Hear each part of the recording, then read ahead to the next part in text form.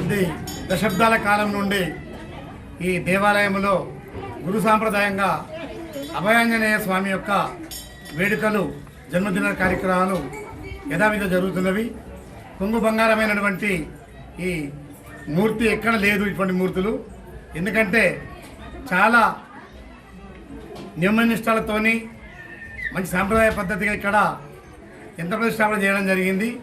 దాని మూలంగానే కమిటీ వారి ఆధ్వర్యంలో, భక్తుల వారి యొక్క ఆధ్వర్యంలో అతిపెద్ద ఎత్తున అన్నదానాలు, యజ్ఞ కార్యక్రమాలు మరియు నూతనంగా కూడా ఈ గజస్తంభము మరియు నవగ్రహాలు ఇంకా అనేకంగా దేవతామూర్తులను కూడా సమకూర్చుకోవడం జరిగింది.